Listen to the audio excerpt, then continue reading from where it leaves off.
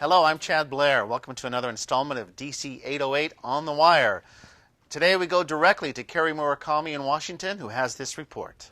Aloha, Chad. This is Kerry here in D.C., where budget season is starting to get rolling, which means that there's a lot of people here who are lobbying for their piece of their pie. In fact, there were two delegations who were here last week from Hawaii, and they're concerned about the effects of sequestration on the defense budget, which, as you know, is a big deal for Hawaii.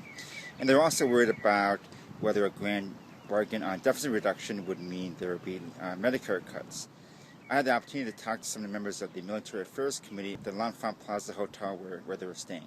As Kerry explained, there was an urgency to the Chamber's visit this year. That's because it's the first time in decades Senator Daniel Inouye and Daniel Akaka were not around to look out for Hawaii's interest. The Chamber's visit came at a critical time, just when the House passed the National Defense Authorization Bill. Largely due to the work of Representative Colleen Honabusa, a member of the Armed Services Committee, the bill includes $400 million in defense projects for Hawaii. The measure now goes to the Senate for approval.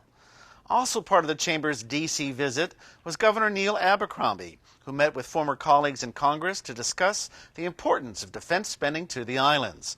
Hawaii State Representative Mark Takai was part of the Chamber delegation. And Kerry also spoke with David Carey, Outrigger Hotel executive and chair of the Military Affairs Council.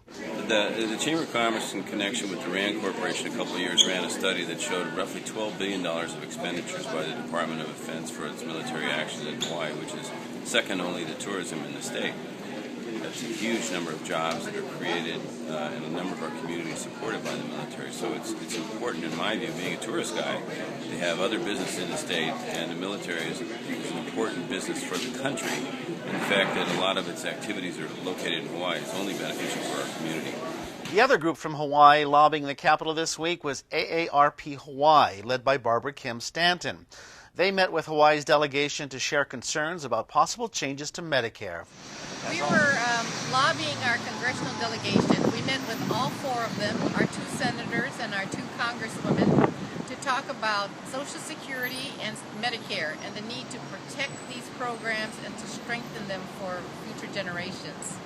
And that's it for another DC 808 on the Wire. Here in Honolulu, I'm Chad Blair, and for Kerry Murakami in Washington, take care and aloha.